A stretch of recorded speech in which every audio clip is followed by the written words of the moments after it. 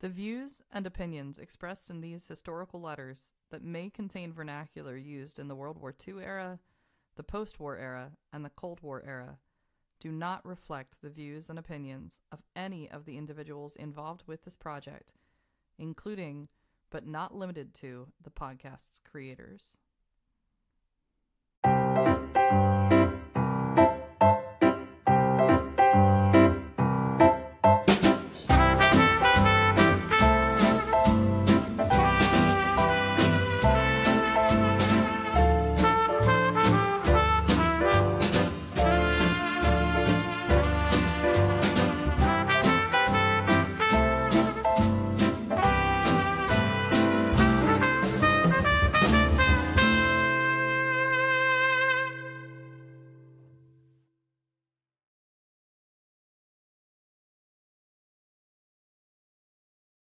Morning, Jamie.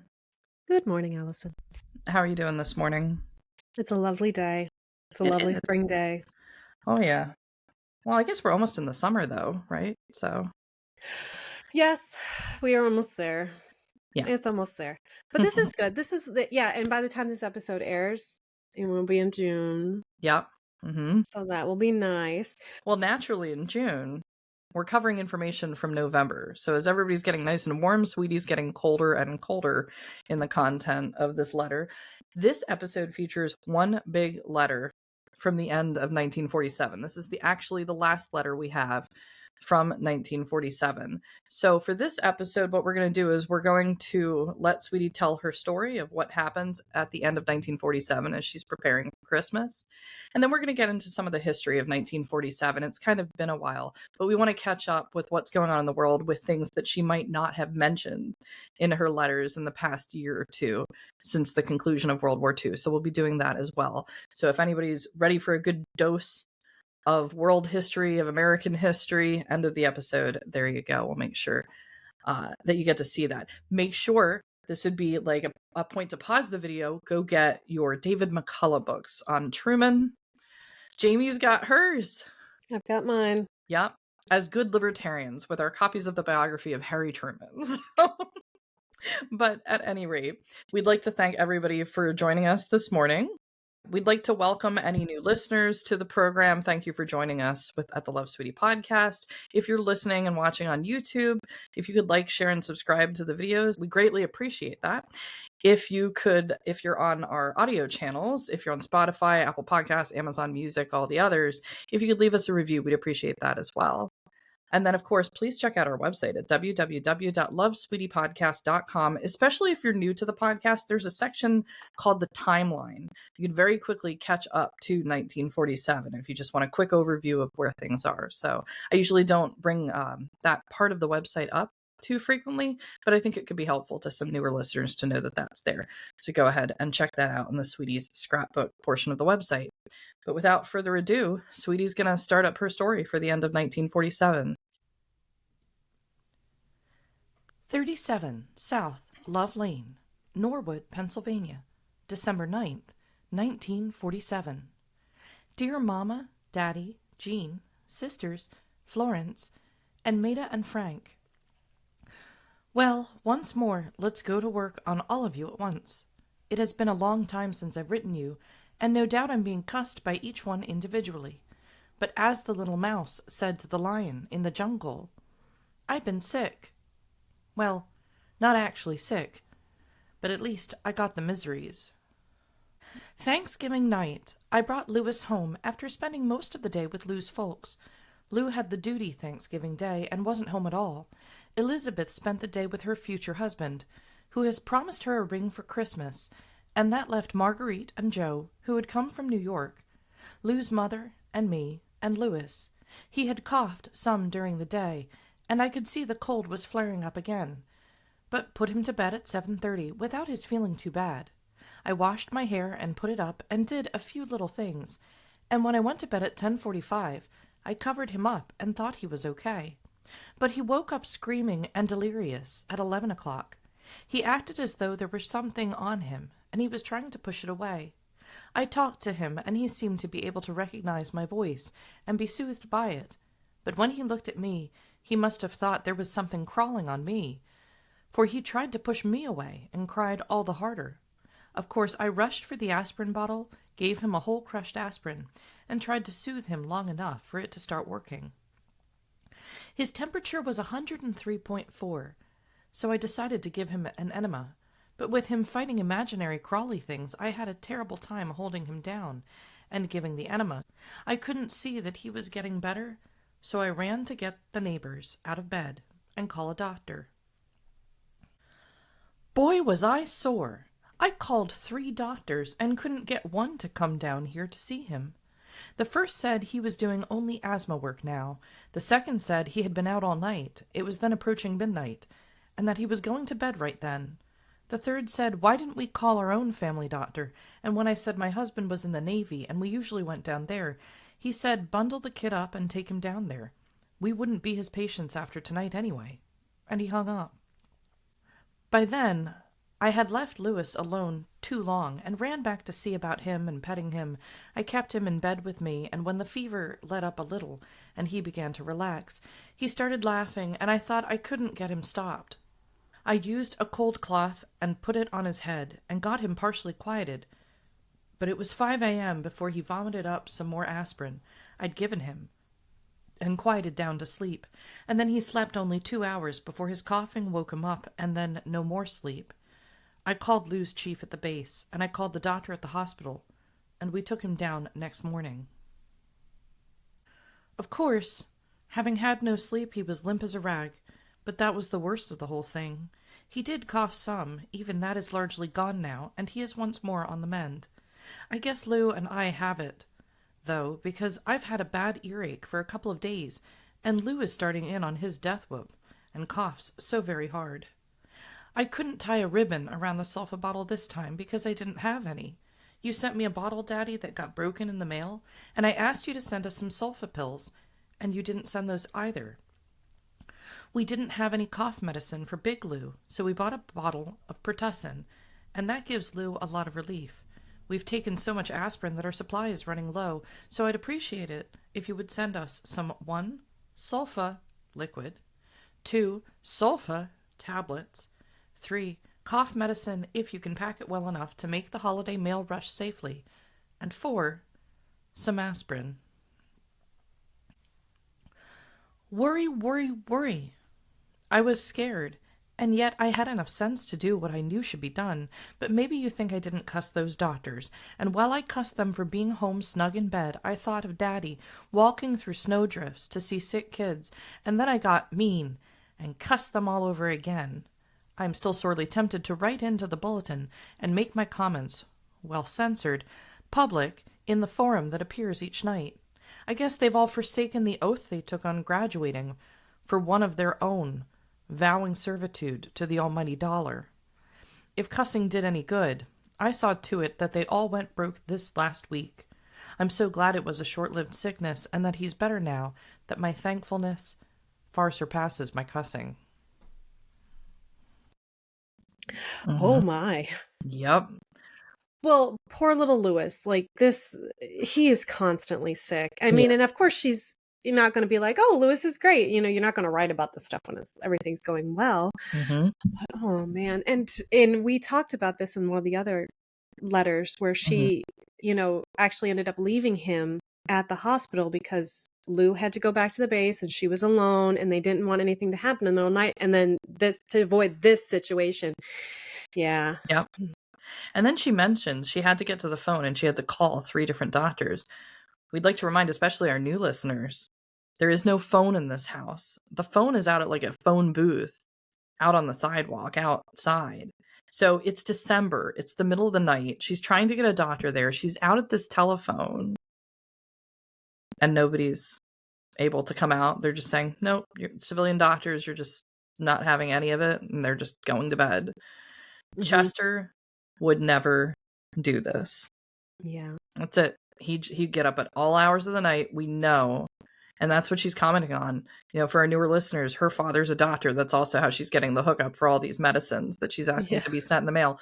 Sulfa with a side of more sulfa coming in the mail here. Here's a good time for a disclaimer for all of our new listeners and all the returning ones as usual. This is medicine from the 1940s. she's consulting her doctor, who also happens to be her father, but is an actual MD. Please talk to your doctor before DIY or trying out any things from 80 years ago, because it was 80 years ago. So we'll just leave that right there. But yeah, sulfa, and a side of aspirin. So, Well, we're mixing it up now. Now we're just we're just taking care of all of it. But so, and two, I just have this image of this little diminutive little woman cussing. Oh yeah. She was mad.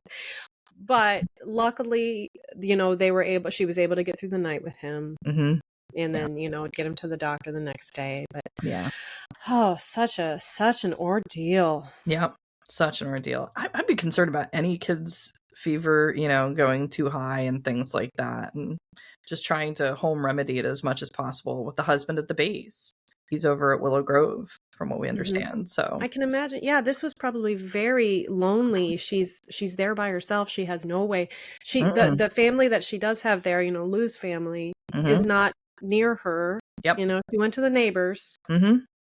This is indicative of the time. This is like the kind of things that they had to deal with that we no longer in this time have to deal with. Yeah.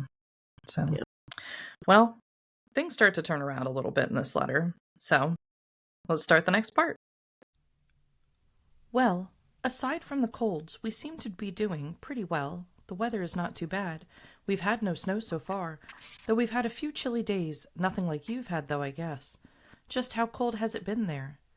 I believe we'll burn more coal this winter because we've had a cold fall, cold enough to require more heat. And besides, I believe Lewis's cold was due to kicking covers off in the night and getting chilled as he did when he was a little baby and we were living with Jean in Des Moines. So I've started keeping the house warm all night long. I can't see that it takes such a great deal more coal, and the warmth is worthwhile, I'm convinced. He is fast becoming sure and more of a companion and more fun than I can write about.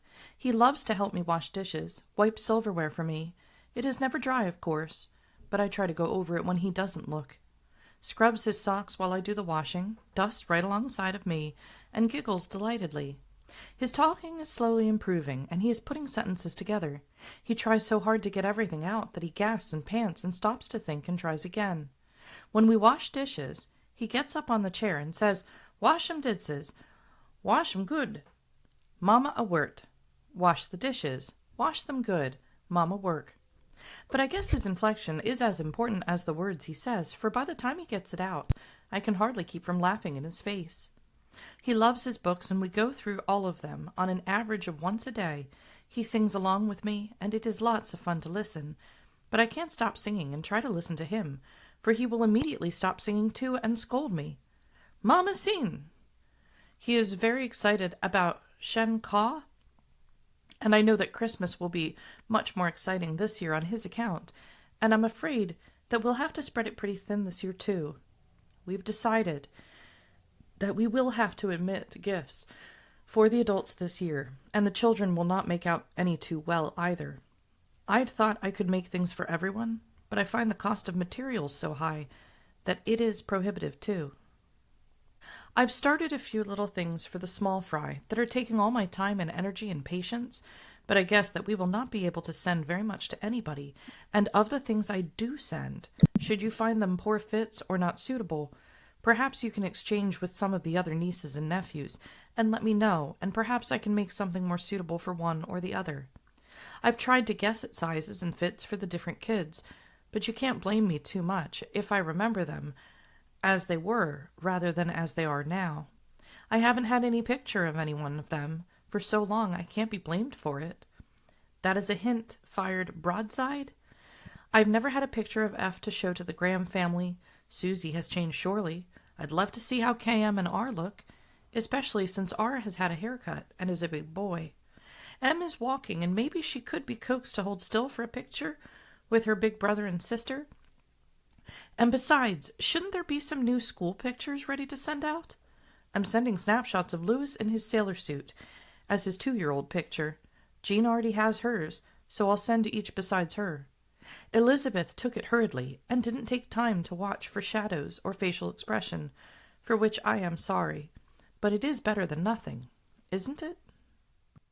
for those who maybe are new to the podcast or who have trouble keeping everybody straight like I do, I'd like to go over this just real quick, just so we know who everybody is. Sure. Because we have, she mentions first little F. Yeah. And that is Frankie and Maida's newest. Yeah. Mm-hmm. And then we have Susie, and that's their older child. Yep. Then we have KM and R, and those are Florence's and Bob's children. Mm-hmm. So that we have, and then M is sister's. Oh my goodness, all the babies. Yeah. M is sister's most recent addition, and she had in as well as little M, she has M.A. and Chris. M.A. and Chris, thank you. Yeah, the older brother and sister. And they're the oldest of the grandchildren, the Boltons, which is sister's family name. So those three together. Yeah, there's a lot of kids on the Demaree side, which is such a contrast to the Graham side, where at this point in the story, Lewis is still the only grandchild. Yes. So he's getting all of the focus and attention from all the Graham family lines, the siblings, things like that. Some other names that we'll hear later in this letter. On the Demaree side, wealth of grandchildren for Chester. So blessed. And Flora. Yeah, very, very blessed. So, but she wants her pictures. She really wants her pictures. Yeah. Mm-hmm. Mama and Daddy, I've sure enjoyed your letters, Mama. It is just like a visit to hear from you and of all that you're doing. I guess you're working hard on the house before bad weather catches you completely. We're going to do some taping up of cracks again this week to shut out some drafts.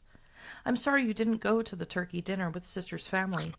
You should indulge yourselves a little more pleasure that is offered you. I'd like to see you rein in your White Lodge formal in your chair. You didn't say at what office you held. Of course, I can see where $19 would be an expensive Thanksgiving dinner. I've reread your letter. I'm certainly sorry about your teeth and the doctor's bungling of them. I've seen lots of people here who have trouble too. Seems something should be done to perfect the art of making dental plates.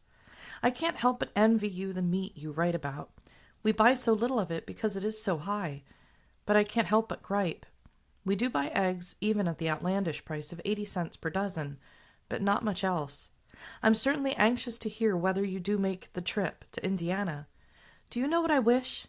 Daddy said, if we do not go at this time, we will not get to go at all until next year. Why don't you wait and come next year? Make a vacation of it. See the country. And come to see us. Oh, gee, wouldn't that be wonderful? I wish you'd work on that idea. You could come over the turnpike through the mountains.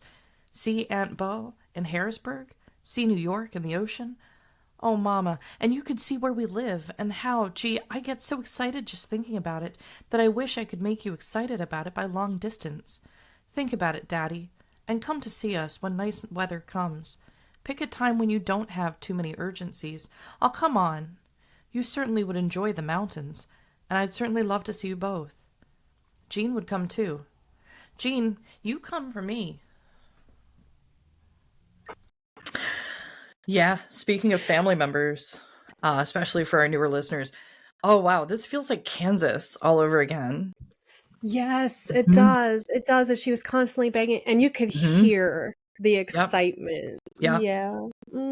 Yeah, and she's thinking of family constantly. The timing's also really close to Kansas because all those letters where she was begging to see family was like October, November, December 1944. Here we are in November, December. Everybody's thinking about family because it's like after Thanksgiving. It's before Christmas. Please, please come. Please come to the East Coast. And she's also mentioning that there's other family that can be seen along the way because Chester's originally from Indiana. So she's just trying to tempt. She's trying to coax them to get out of Iowa and come east. But it remains to be seen when that would actually happen. At least Jean recently visited. So she got to see Jean a lot. She did get to see Jean. Yeah. And I like how she like dangled the turnpike out there because we had in that. Do you remember what the episode of that? Episode 50. The highlight of the entire trip. And I like how she mentions the turnpike and dangles that out there because like in episode 50, we had that beautiful description of the turnpike and, you know, and the lovely scene. I mean, Pennsylvania is a gorgeous commonwealth. It's not a state. Yeah. It's a gorgeous commonwealth. And so she's like, yes, come and then you can see all the beautiful things I wrote about. So yeah, I like how she's dangling that out there. Yeah. Now, is that going to work this year?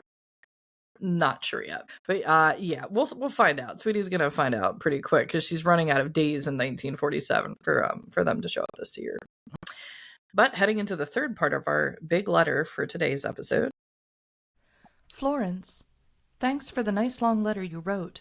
I was really very happy to have it and to hear all about your little children and you, but no picture. I enjoyed tales of ours mischievousness, with the soap powder and the teasing of the cousins. In fact, I enjoyed it so much that I'm going to send it on to Mama to read, and she can send it to Sister and Jean. I'd love to see you and the children. As Sister said, I'm afraid the nieces and nephews will grow up without remembering they have an Aunt Sweetie. No doubt Rose is happy to be settled in a place of her own, and no doubt you've been able to find more room to turn around, or breathe in, since she has moved out some of her stuff. I remember how excited K.M. got at Christmas last year. And now that Louis is a little older, we'll get the same enjoyment and fun out of it that you did. Every poster or advertisement he sees of Santa Claus sends him off into reams of conversation that only make sense to him. We contemplated a tricycle too, but decided he was still a little short in the shanks, and so we're postponing it until next year sometime. It is nice to hear somebody is thin. I guess Jean is too. Me, I'm a rotund little character. As Frank said once, something of a strato. Well, Florence, I hope you'll write again oftener. I do enjoy hearing from you about the children, and you. Do write again soon. Say, Daddy, I forgot to tell you. Remember the tile I wrote you about that Lou found? We tried to find something out about it here and couldn't. So Joe wrote to England and described the tile, asked them to write us of its value. They did, and the 2 pieces of Wedgwood are worth $10 apiece. There were 2 of the Wedgwood tiles and 6 of the Mintons. We still haven't been able to find out what they are worth, and we'll have to write to another English firm to find out their value. But how is that? I told you he found them down on the dump, so it is just the same as finding $20. Maida and Frank, I was very sorry to hear of H's illness. I surely hope she is well on the way to recovering. I'm sure that meant added work and worry for you, Maida, and you probably have had to stand the brunt of most of the arrangements and detail. I wish I could be on hand to mind your babies or run your errands, but since I can't be, you have my thoughts of moral support, if that can do you any good. I was disappointed that the film didn't come for my birthday, but you can make me a nice Christmas present if you get them here for Christmas. I'm not pushing you, though, and since I realize how busy you are right now, I'm not threatening you either. I hope you aren't running yourself ragged, but I'd like to hear how she is. Frank, I haven't yet sent the little camera in to the factory. I wish I had done so, since I'd like to have it fixed for Christmas. I mean to do it, but I've been sewing so hard and fast that I've hardly done anything else, and yet I'm afraid I'll not have too much to show for my diligence and all my efforts. But surely you know, however little we send to the children, we send our love and best wishes for them, and for you, and Maida. Sister, Bill, M.A., Chris, and little M. Thank you for your birthday wishes and for the book. I found it good reading as well as very informative, and I assure you that when Louis reaches the stage where his faltering words become questions, I'll get more good out of it than I have already. Thank you for it again. I do appreciate it. I'd have written sooner, but with Louis sick, he consumes my time, so that housework and the barest necessities are insurmountable tasks. And since I've put so much time in on the sewing machine, the typewriter has suffered, as you guessed in one of your other letters. M is going to fare best on this Christmas sewing, simply because once something was started, I worried so about fit and sizes that what was intended for one little girl had to go to another. That's why I said, should you or any other mama decide that what I sent would do better for some other niece, exchange amongst yourselves and let me know what you need to make up the difference. I don't seem to slight any little girl or boy, but this long-distance guessing is not conducive to good fit or suitability. I wish somebody would write and tell me whether you're all going to spend your Christmas together at Sister's, and then I could send all the gifts in one box to her. But I guess on account of the weather and unpredictable storks, I'd better send them as I did last year. I guess Emma and Chris are getting ready for their school and Sunday school programs, and how I wish I could hear Emma sing O Holy Night I think that is my favorite Christmas song, and what could be nicer than to have my favorite singer sing it? I can't think of a thing, unless my biggest little nephew sang with her. You know, I've been staying with a couple of 7-year-old kids one night a week while their parents go out, and I can't help but compare them with our kids. Get that? Our, I mean, of course. Your kids. And no matter how I add or subtract, I know that ours are nicer in every way. They are friends of mine, so they only pay me $2 per night. I always put Louis to bed a little early, and he is usually asleep before I go, and then Daddy is here to watch him. I spend my time making buttonholes or sewing something, and while $2 isn't enough for the length of time I'm there, the girl is very kind to me, loaning me her carpet sweeper, etc., so I still feel I'm pretty well paid, and $2 is $2. Be sure and have lots of fun while school is dismissed for Christmas, and do write and tell me all about your good times. Yeah.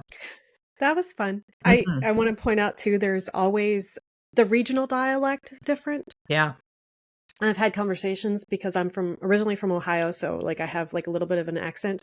The other week when we were doing something, we were talking about Chester being on the roof. I had to very much pay attention to the way I said it because I always say roof. Yeah, we've talked about that before.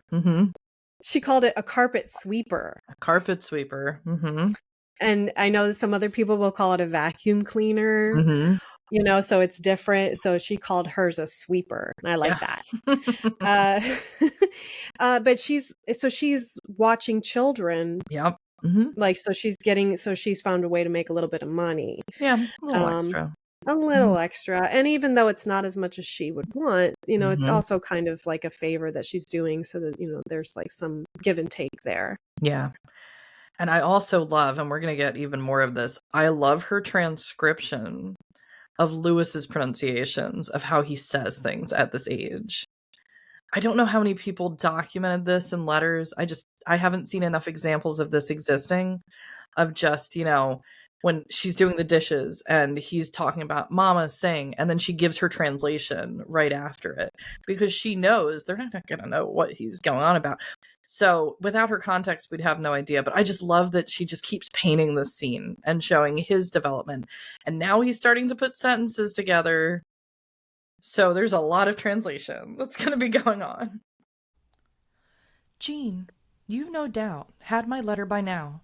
You scolded me for not writing, but I can't say you've done too good a job either.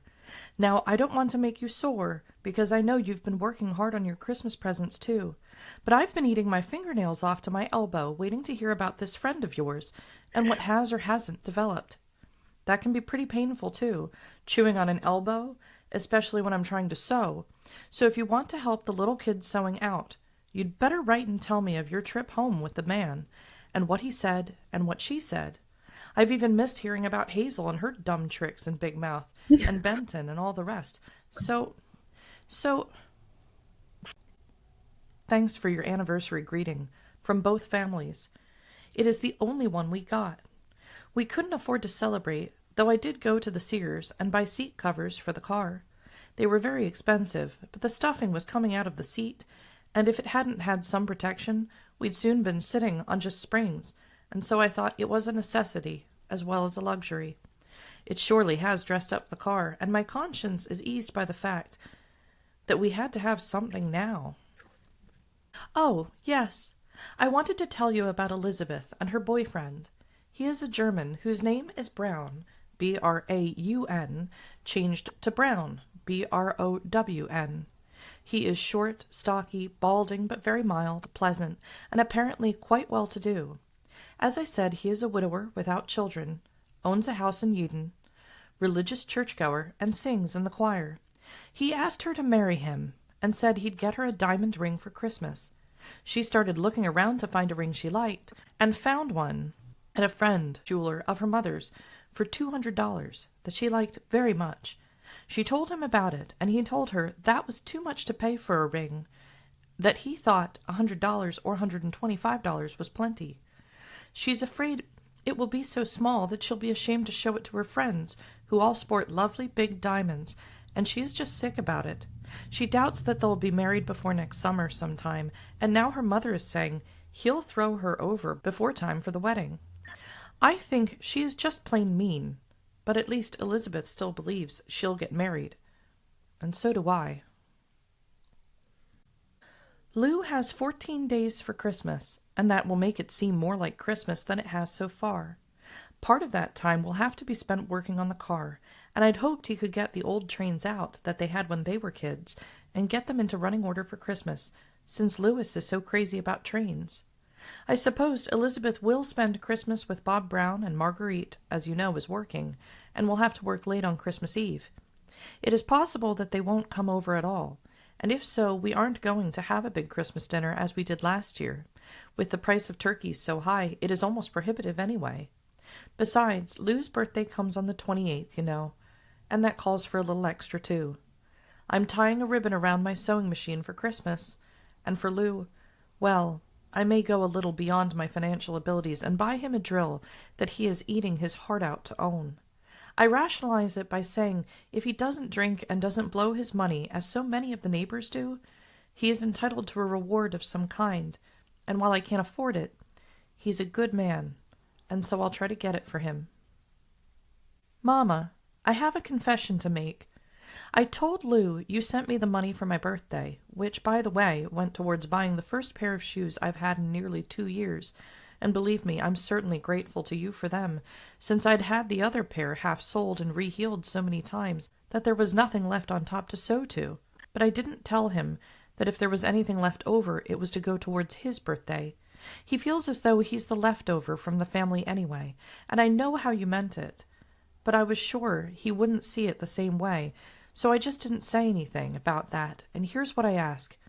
Please do send him a card with best wishes for his birthday. He will appreciate it. I know, and so will I. Louis is crying to get up, and I have to get the typewriter put away before he gets in here, or there will be a battle royale, and it is too early in the day to get started on the wrong foot. So, goodbye for now. Everybody write, and have a very Merry Christmas, and remember, I'm spending it with you, in thought, and with every bit of love for each one of you. Sweetie, Lou, Louis. Mm-hmm. What a lovely letter. Yeah. Okay, well, so we have lots to talk about. Yeah, So she does a lot in the last portion of this letter. in that last portion, she really Mhm. packs it in. So first, Yeah. in our last episode, episode 57, Mhm. which was just pretty much Jean episode, Yeah. was so lovely. Mhm. Oh, and I encourage anybody to go look at it. But she had some special little talks with just her and Jean. Mhm. Mhm. So she really wants to know what's going on with that, and definitely I am all in with this. I want to find out what's going on too. So I like this too. It's so funny. She says, we couldn't afford to celebrate, though I did go to the Sears. Mhm. And do the older people, especially like my parents and stuff, they call it the Walmarts, you know? Yeah. Yeah. It's like Sears. The Sears Roebuck was the Walmart of that Mhm. era. It was. You know, It they really went that's was. where they went for everything. Yep. Mhm. That was funny. I love how she calls it the Sears. Mhm. And then we get some nice gossip about Elizabeth and Bob Brown. About this ring. It wasn't the ring she wanted. Or at least the one she's asking for, because she doesn't have it yet. So we know that he proposed to her and she's like, this is the ring I want.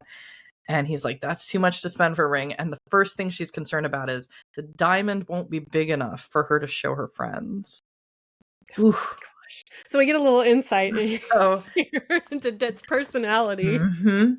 which is fun. I like this side story. This makes me happy. Yeah. Also, though, I did want to note with this, they mentioned the jeweler friend being the advisor. We have to remember that Elizabeth and Lou's father, even though he's gone, he had been a jewelry engraver at Bailey Banks and Biddle. So they have the connections to talk to everybody about where the best jewelry can be found, probably in the entire southeast of Pennsylvania.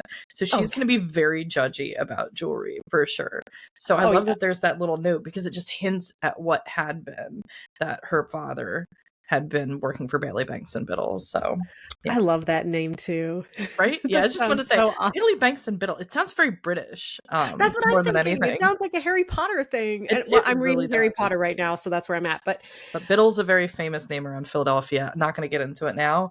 Look it up. Biddle is extremely famous. Mm-hmm. So, and then the very last paragraph had some things in here that I immediately picked up on that I had to share with the audience. So she talks about Christmas and she says, I wish Lou would get the trains out because since Lewis is so crazy about trains. Yep. Mm-hmm. And I know that and I hope you're watching, sir. Mm-hmm. He loves trains even to this day. Yep. Absolutely. I was like, and look, this is where it started. Mm-hmm. How cute. There's this channel, and I'll have to find the channel and put it in the description of this video, and for the people listening to the audio, in the description of that version of the podcast. He told me about this channel. There's a channel on YouTube where there's a guy that his main thing is going throughout the Midwest, and for like 20 minutes he knows all of the timetables. I've mentioned this before. Train historians are like the most detailed, like over the top historians of all time. They memorize these timetables, and he goes to where the trains are going to pass by, like the freight trains with all the cars and everything, and he's just waiting around like a curve when a train's going to go around a curve, and he's just waiting, and the train goes by. It's a 20-minute video. It's got thousands and thousands of views. He's like, well, the train's about to come up, and then it's going to be it might be moving faster that day, or maybe he's seen certain car moving by. It's so well known that the conductors actually will like wave at this individual. They know exactly about the channel, and sometimes they'll I guess blow the whistle, the sounds and things. And my dad told me about this channel. He's like, it's really great. And then I'm like, this is like 25 minutes of we're just watching a train go by. Yeah, he's really still into trains. So I'll put the link in there. But this kind of feels like, and we're going to get into this, I get the vibe of like the gift of the Magi for Christmas, where they can't quite afford to get the thing they want to get for each other. His gift was the sewing machine, right? Because she says, I'm going to put a ribbon around it. Her gift is, I want to get him this drill, even if I can't afford it. So we'll see if that actually happens. But that sentiment of making sure that Lou doesn't feel like the quote leftover that she mentions. Well, and she too, like episode 57 was very poignant. Like I really resonated with me, and like she continues to go along with this beautiful relationship advice, and she says, he's entitled to reward of some kind, and when I can't afford it, he's a good man. That's it. It's just I just very much love their relationship. Yeah. And like the way that she takes care of him and knows, and she is so appreciative of this man and just loves him so much. And it really, like, their relationship makes me quite happy. Yeah. Yeah.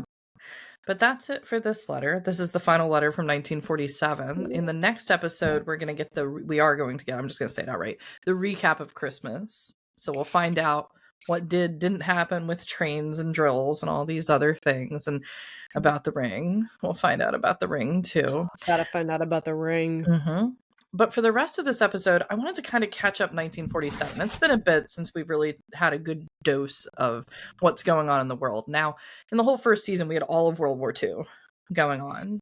And actually, one of our most popular episodes was episode 42, when we reviewed Hiroshima and Nagasaki and sort of the end of World War II and how it all concluded, and Harry Truman had come in to office. So if you haven't listened to season one thing you should know is, when we're talking about Harry Truman, and it's really important to really understand this presidency and sort of where the country was at the time, there's no greater source than the David McCullough book. So for everybody who does have this book at home, I'll give you the page number. They've never left print. They're all the same. Jamie has her copy here. And we're going to turn to page 547. So we're in the middle of the book here. It's really important to note that one of Truman's legacies, as well as the beginning of NATO, is really what comes in before. I know we're libertarians, so. We're libertarians. We don't like it. I'm actually having a little bit of trouble with Truman. But because I'm having this trouble, I would appreciate learning more about him and like his presidency. So yes. But we have to accept that in 1947, rewinding a bit for the year, this is really the official start of the Cold War with the Soviet Union. And this is going to be dominant in all of Sweetie's lifetime. So the kickoff to the Cold War is really 1947. And historians pretty much agree it begins with what's called the Truman Doctrine. So we wanted to make sure we went over the Truman Doctrine. This is about the United States supporting other countries against authoritarian threats that are out there. That's essentially what the doctrine is about. But David McCullough writes up so well the speech that Truman gives to Congress, basically kicking off this doctrine. And that happens on page 547. So I'm just going to read an excerpt here from the McCullough because can't do it any better. There's no point in trying to explain this and just leaving it to the genius. So we'll just go right into it. So here's what happened when Truman gives the speech to Congress, really kicking off the first part of the Truman Doctrine, for which he's famous. The speech setting forth what became known as the Truman Doctrine was delivered in the House chamber before a joint session of Congress on Wednesday, March 12, 1947, beginning a few minutes past 1 o'clock. It was a straightforward, declarative statement lasting 18 minutes. Greece was in desperate need. The situation was urgent. The existing Greek government was not perfect, and the government of the United States, no less than ever, condemned extremist measures of the right or left. Though Turkey, unlike Greece, had been spared the destruction and suffering of the war, Turkey also needed American support. One of the primary objectives of American policy, Truman said, was the creation of conditions in which we and other nations will be able to work out a way of life free of coercion. This had been a fundamental issue in the war with Germany and Japan, countries that had tried to impose their will and their way of life upon other countries. Dressed in a dark suit and dark tie, he read from an open notebook slowly and with great force. His audience listened in silence. Hardly anyone moved. In the front row, John Snyder had his head bowed. Beside him, the perfectly tailored Atchison sat as stiff and straight, as if at a memorial service, hands folded in his lap. Further along in the same row, Senator Taft fiddled with his glasses, rubbed his face, then yawned. On the dais behind Truman, Speaker Martin and Senator Vandenberg were following the speech, line by line, in printed copies. And here McCullough gives some of the speech. At the present moment in world history, nearly every nation must choose between alternative ways of life. The choice is too often not a free one. One way of life is based upon the will of the majority and is distinguished by free institutions, representative government, free elections, guarantees of individual liberty, freedom of speech and religion, and freedom from political oppression. The second way of life is based upon the will of a minority, forcibly imposed upon the majority. It relies upon terror and oppression, a controlled press and radio, fixed elections, and the suppression of personal freedoms. I believe that it must be the policy of the United States to support free peoples who are resisting attempted subjugation by armed minorities or by outside pressures. I believe that we must assist free peoples to work out their own destinies in their own way. I believe that our help should be primarily through economic and financial aid, which is essential to economic stability and orderly political processes.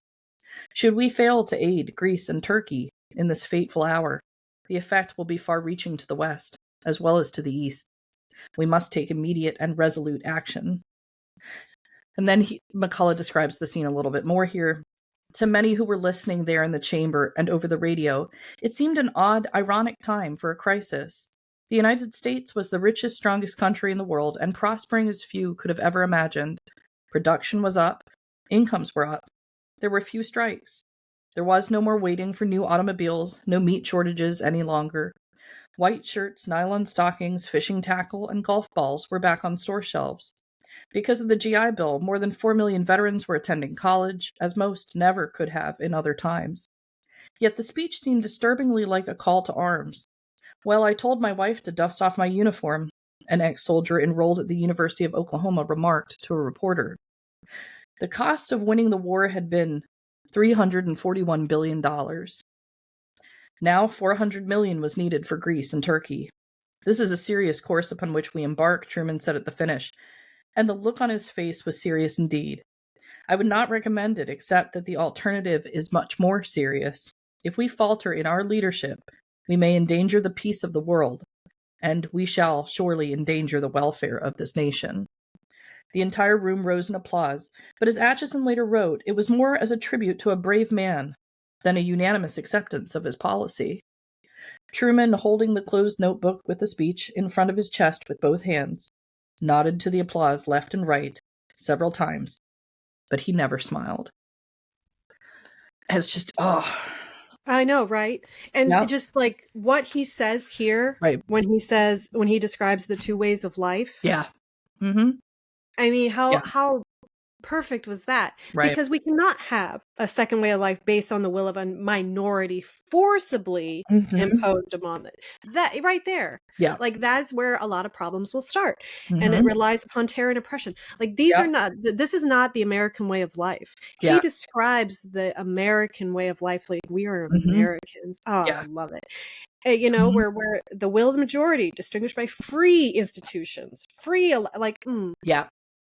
Yeah. this was a beautiful, like he succinctly put Mhm. perfection into a speech.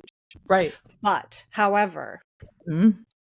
this was not exactly like the start of something good, right? So Yeah, you know, it's such a debated question, and this is where people draw hard political lines. How much does the United States, coming out of World War II, and this is really the moment where if ever it was said, okay, there's a superpower and there's a greatest nation in the world, it's the United States after World War II.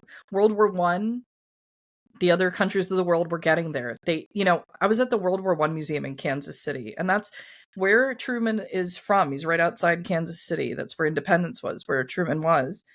And one thing that really stuck with me is before the Americans entered World War One, they were really taken, I don't want to say as a joke, but essentially that, like, what are the Americans going to do? And then we came in and saved the day, and they were all impressed. By the Second World War ending, it's like, okay, America's running the world, and there's a decision point. There's a course in history that's being set here by Truman. We can choose to just stay independent. The golf balls are back on the shelf, as McCullough said. There's no more meat shortages. When we started season 2, we were talking about strikes and things. We're past all of that. The OPA is done at this point. We did a whole episode on rationing. America's cruising. We could just continue to cruise. But there's a decision point here that says, are we basically going to become the policeman of the world to ensure that option 1 remains in place and not option 2? And that's the question we're fighting to this day. It's so relevant to the present day's questions. What do we do with the rest of the world? Some of it comes down to national security. Truman is motivated by that. He was in World War One. He had to take over at the hardest time in history, the death of a president in the middle of World War II. Even Lincoln didn't have to deal with that, right? We can compare him to Lincoln in that way of the act of war and trying to run a country through a war. Lincoln was there from the beginning. Truman runs the country having to take over at the end of the war at the most critical time and make all of these decisions. And I love what McCullough says at the end, what he describes. He didn't smile, but he chose the course, and just as Truman would do, he went with it. I would feel so relieved if some of the modern politicians today would just go back to that speech and say, if this is the case you're going to make, no one made it any better. Just come out and say it. That's what you're going for. But I'm not hearing that today. I'm hearing interference for all these other reasons. Truman was the honest one who chose his path and took the country that way. And here we are today, good or bad with all that interference. The one thing we can say is, in 2025, it's been a long time since the Soviet Union was defeated. I mean, he won the Cold War. This is the kickoff to the Cold War. He doesn't live to see that victory. But there's his integrity, his character, and what he's fighting for. And the philosophies he's talking about are like well-articulated libertarian philosophies, except for the whole interference everywhere else. And this is where we have that contention. Yeah. We cannot deny facts, and we cannot deny, and you can look at what happened, and then we can go from there and learn. I don't like speaking in hypotheticals. If he hadn't decided to do this, if we hadn't gone this direction, if we had just pulled back and said America needs to take care of America, which I can see, like, maybe that the ego of America was like, well, we can do this, but the question was, should we? Right. And I can see him like saying, and again, these are all hypotheticals. We know what happened. And I think moving forward, we really need to come back to these ideals and to study what happened and to where we are and to what is the most important. And most importantly, I think from anything is the conviction at which he went forward. And I guess I admire anybody who puts their head down and just goes, because no matter what choice, no matter what course of action you take, You're going to run along some things that are not ideal. You're going to, no matter what you do, it's never ever going to be perfect. It's never going to be the best. It's always just going to be what it is. Yeah. So that was, I mean, this is the end of 1947. It is. Oh, and Jamie, by the way, I should mention, in the fall of 1947, there's going to be some libertarians that aren't fans of this moment either. But some other things come into being that we have to mention. This is September 18th, 1947, talking about the National Security Act of 1947. This is creating the United States Air Force. So that's important for the people that served in the Air Force, the National Security Council, and the Central Intelligence Agency. Here comes the CIA. Oh, you guys. Oh, my gosh. I'm hurting. I had to mention it. I'm like, I don't like it. Yeah. But, it's in the same vein as what he's talking about, right? And there we go. And this is where we started. Oh, jeez. There's the beginning point of all of that, really. Well, I mean, 1947 has been a heck of a year for Sweetie. So this is the end of 1947. And we're closing another chapter on Sweetie's life and moving forward with her story. And oh my gosh, I have to tell you, I'm super excited to hear about Dit's ring. I love the gossip. Yeah. With regards to Dit and the ring and everything else, she doubts that they'll be married before next summer sometimes, and now her mother is saying he'll throw her over before time for the wedding. So let's see what happens. Such confidence in her daughter. That's nice. Yeah. Right? Yep. 1948. Here we come. Yes. But with that, that's it for today's episode, everyone. We just have that one. It was great to catch up some of the other history. Just keep that in the back of your minds. The time period that we're in, that we're going into, the Cold War here as well. And with that, thanks for joining us this week, and we'll see you next week.